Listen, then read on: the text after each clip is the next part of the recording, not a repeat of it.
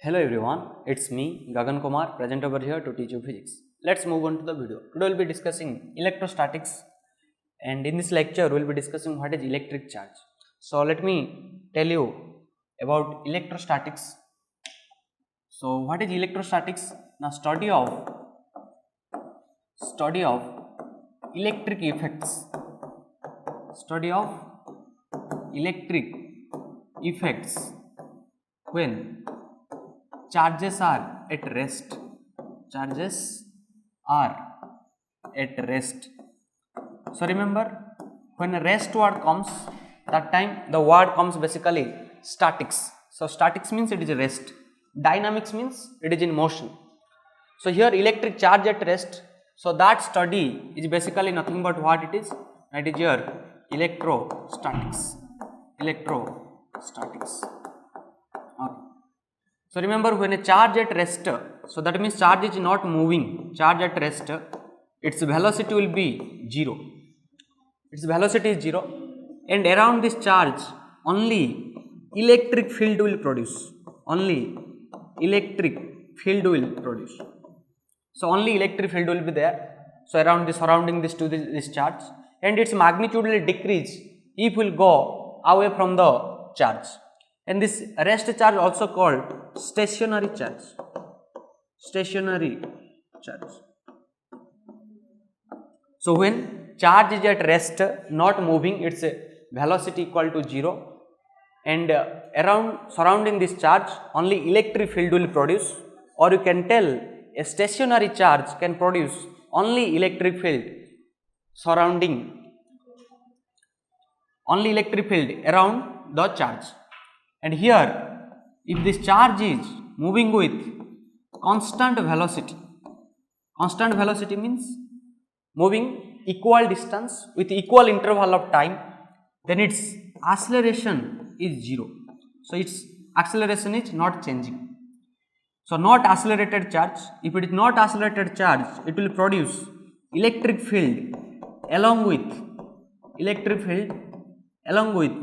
magnetic field. So that means here one charge particle, if you moving with constant velocity, that constant velocity is also called charge particle moving in uniform motion.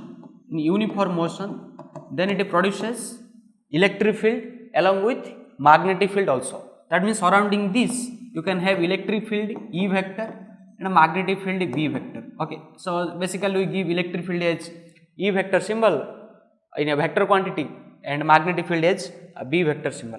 Okay, so here what producing? Now only electric field, but here both producing electric field and magnetic field also. But remember, here no energy radiation will be there. So here no energy radiated. But remember, when this same charge particle is moving with not constant velocity, that means this velocity is changing. So velocity changing means acceleration will be not equal to 0. So if acceleration is not equal to 0, that means you can tell this charge is accelerating. So it is a accelerating charge. So what it produce? It produce electric field along with magnetic field, also radiates some energy. Radiates electromagnetic energy. So this is the idea you must remember. There are three things I am telling here. One is charge at rest. One charge is moving with constant velocity, so it is moving with constant velocity B. But this charge is moving with variable velocity. So velocity is not constant, that means you can tell it is accelerating charge. Some acceleration is here, that's why this acceleration not equal to 0. But here acceleration equal to 0.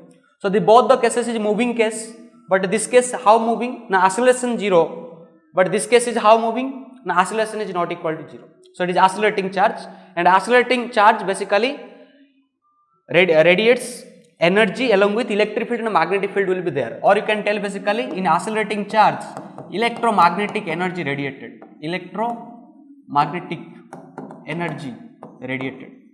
So this is the basic idea we can understand. So from the starting the 12th standard will be seeing this all the three in the volume 1 book. So this will be completing total electrostatics.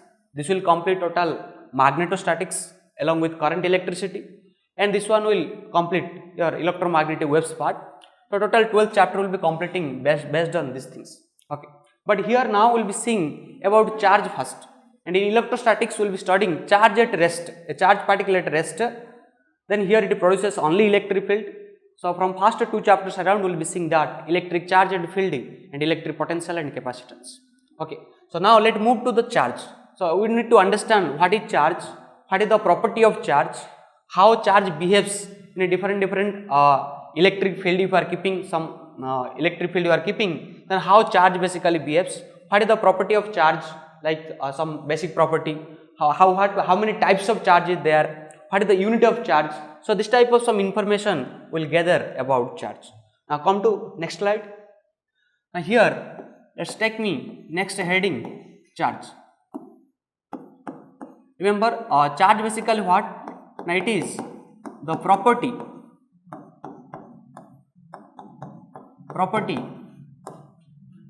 associated with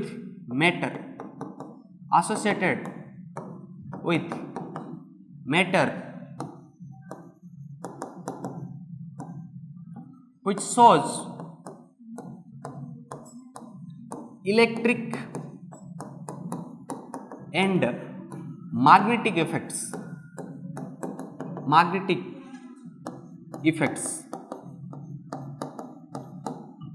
So remember, charge is basically property of the matter which shows basically what? Now electric and magnetic effects when it is present in either in electric field or magnetic field. Now if we will give the symbol of the charge, so what is the symbol of charge? A symbol of charge will be capital Q or small q. Capital Q or small q will be given as symbol of charge. Now next, SI unit of charge. SI unit of charge. So what is the SI unit of charge? SI unit of charge will be coulomb. And here symbol you can write basically a C. Now next thing you understand here, what is CGS unit of charge? CGS unit of charge. Here there are 2 units can come. So one is ESU, that is electrostatic unit of charge, ESU of charge, and another is EMU, electromagnetic unit of charge.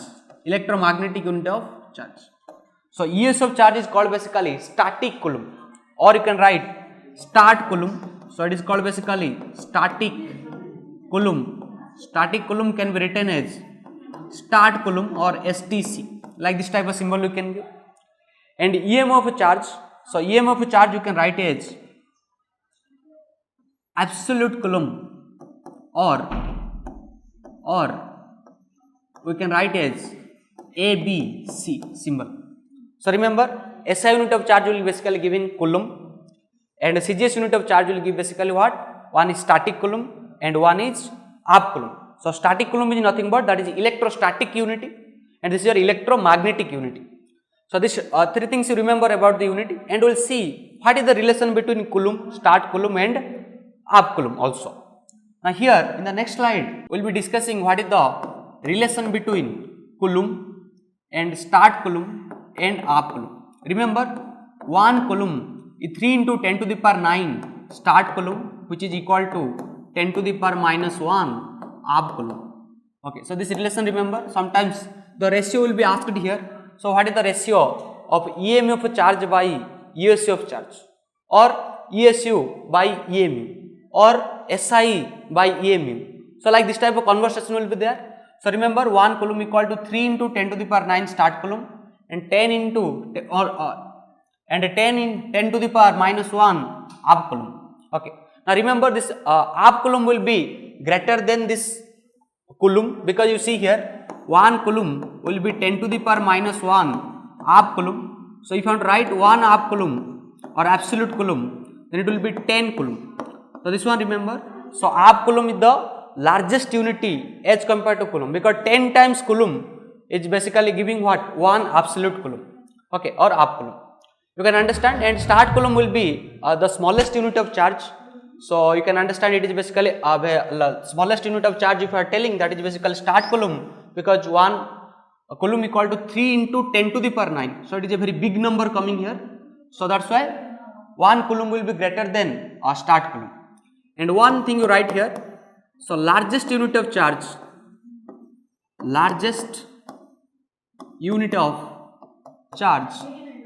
is basically nothing but Faraday.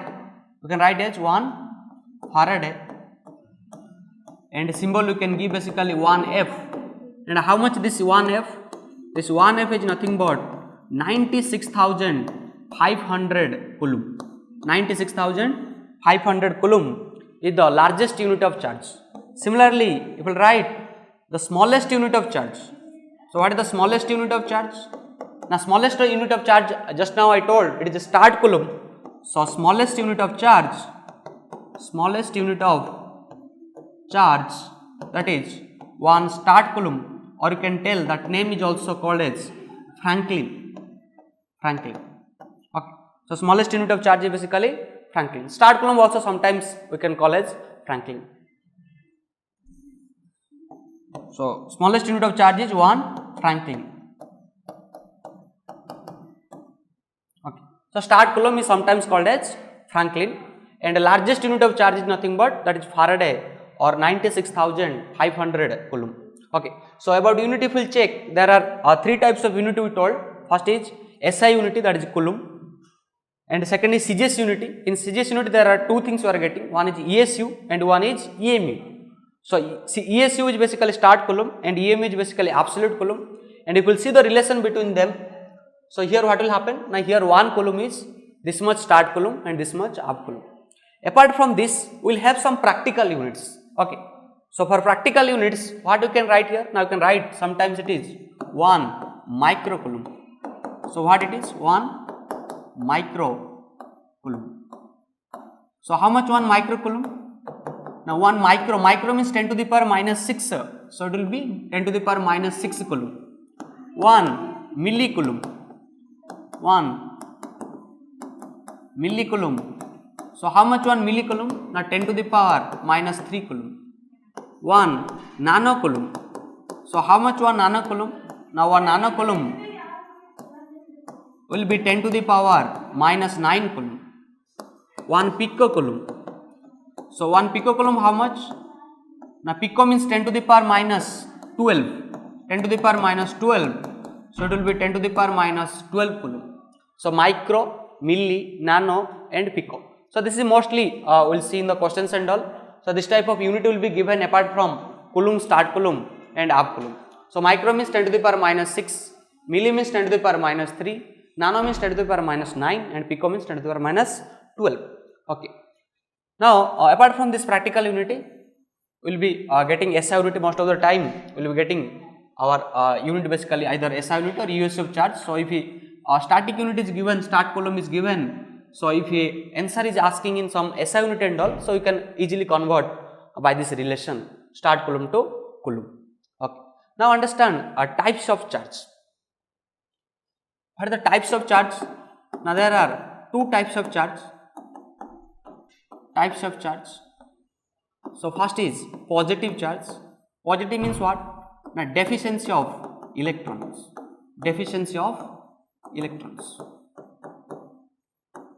And one is negative charge. Negative charge means what? That is your excess of electrons. If a charge particle is negatively charged, that means we can understand there are more number of electrons are there, okay, as compared to protons. And what is these types of charge? Now whenever you are telling positive, negative or whatever, now always either excess or a deficiency. Excess or a deficiency of electron is always called basically, what is that gives basically concept of charge. Okay. So positive charge means we cannot tell some protons are added to a charged body or an object. Not like that. Always will tell in terms of electrons. Okay. Positive charge means it has some less electrons, and a negative charge means it has some more electrons. So always will tell in terms of electrons. Will not include protons here. But now understand what is this positively charged I am telling here. Suppose a neutral atom is there. So apart from this, you have a neutral means what? Now here number of electrons and number of protons both are equal. Number of protons both are equal. Number of electron and number of protons. So let me write it is protons. Now here if extra electron I am adding to this material or one object I am adding extra electron, then what it is becoming? Now it is becoming negative charge. So if extra electron adding, what happening? This number of electron is increasing. So I can write here number of electrons is greater than number of protons. Now this will become what? Now negatively charged. This is your negatively charged body.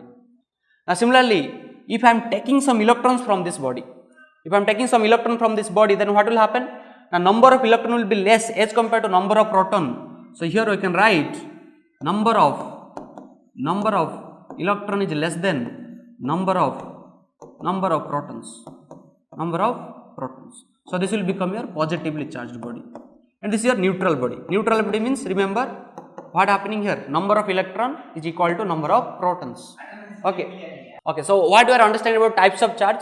The types of charge we are getting, one is positive charge, one is negative charge. Positive charge means deficiency of electrons, negative means excess of electrons, and a neutral object means what? Now number of electron and number of proton will be same, and a negatively charged means number of electron is more than number of protons, and positively charged means number of electron will be less than number of protons. And when you are telling a body is positively charged or negatively charged, that time what you need to do? Now you need to tell in terms of electrons, either it is deficiency of electron or excess of electrons. Okay. Now come to the next slide. Now here we will understand some another property. So as you studied, so there are two types of charge, one is positive charge and one is negative charge. So remember, if a positive charge you are taking, then they will repel each other. Positive charge will repel. So positive charges repel, or you can tell basically these are like charges. So like charges repel each other,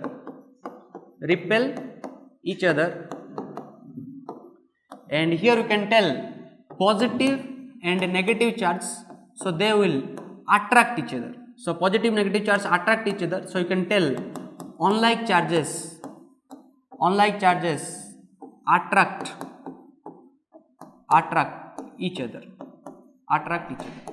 So this thing you remember. So this is another property of electric charge.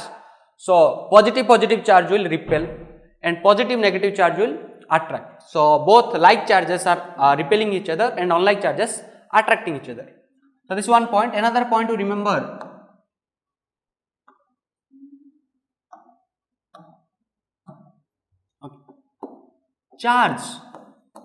charge always resides on the surface of conductor. Charge always resides on the surface of conductors. Suppose I am taking a material like this. So this is a conductor material, and in this conductor material what will happen? Now charge always stays on the surface. Okay, you keep inside this charge will come to the surface, and all will stay in a maximum repulsion, it will stay. So charge always stays in outside the on the surface of the conductor. Charge always stay on the surface of conductor. So that's why I telling charge always resides on the surface of conductor. Either it is a positive charge or negative charge. If a conductor material, conductor means what? Conductor basically metals. So on a metal, if you are giving charge, then what will happen? That charge will stay on the surface of conductors. Charge always resides on the surface of conductors. So that point to remember. And due to this, what happens? Now one example I can write here. Suppose a soap bubble is there. So this is a soap bubble. In soap bubble, if you are giving positively charged, then what will happen? Now positive charge will repel. If a positive charge will repel, the diameter of the soap bubble will increase. Suppose positively charge given here. Then what will happen here? Now ultimately the radius of soap bubble will increase. Radius increases. If radius increases, what happens? Its size also increases. That means on charging soap bubble, what it does? Now it expands. If size is increasing means you can tell expands. If size is decreasing, we can tell basically it is a contraction or contracting here. But here in this case, what is happening? Expansion happening because here positively charge given or negatively charge given, whatever given, either positive or negative, the size of this soap bubble will increase. So radius increases and it expands. Okay, so this is the idea, remember, about the this property here, charge always resides on the surface of conductor or metals. Due to that one, the charge of the size of the swab bubble will increase. Now some other property understand here. Suppose I have a structure like this. Now see, in this structure, this is basically a flattened structure and this is basically a pointed structure coming. So if you will give some charge to this object, so some charge will stay here, and as compared to here, some charges will stay here also. That means here more number of charges will stay. So here less number charge, here more number charge, because here the structure is basically pointed structure. Okay, because here see, if you see this radius of curvature capital R and here radius of curvature small r. So the small r is less than capital R, and here surface charge density will be what? Now greater than what? Now greater than the surface charge density of this flattened structure. Okay, so here surface charge density is basically nothing but charge by area. You can write what is sigma. Now sigma is nothing but charge by area, or you can write charge by area, or you can write what it is, Q by A. Okay, so charge per unit area is called surface charge density. So per unit area how much charge is present there, that is called density, and due to this small radius your charge density will be more. So here see, more number of positive charges given, here less number of positive charges given. Okay, so remember near pointed structure your charge will remain or charge will store more, that one you can understand. So due to this one, what do you know, that lightning rods will be having pointed structure because charge will accumulate more on the pointed structure, that's why. So this is the one point you can remember. And next thing, remember charge is always associated with mass. Okay, without mass you cannot have charge. Okay, but you can have some mass without charge, but you cannot have charge without mass. That means suppose one object is there, mass is m, its charge can be 0, total charge can be 0. So without charge mass can exist, but without mass charge cannot exist. If a body is positive charge or a body is negative charge, so it should have definitely what? Mass it should have. Okay, now next point we will understand here. Charge is relativistically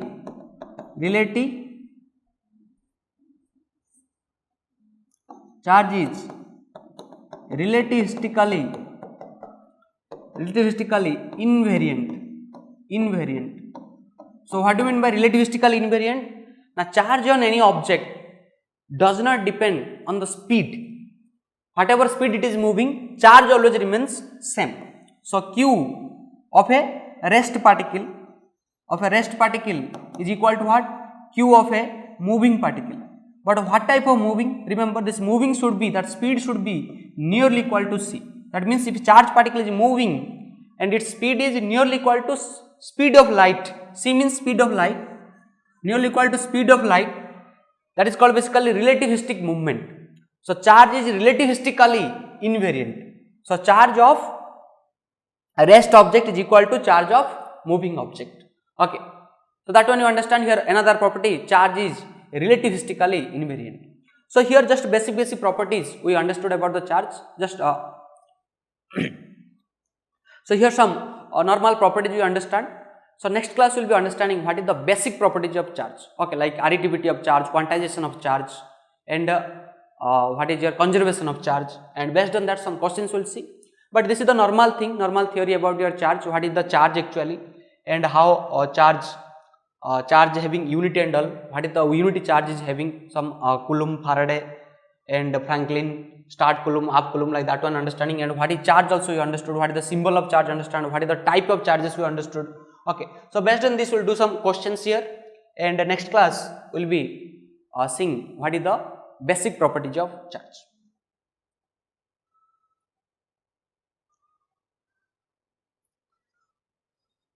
Okay, now come to the question here.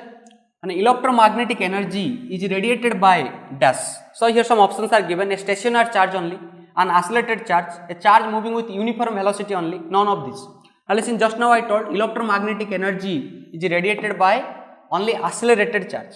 Okay, now next thing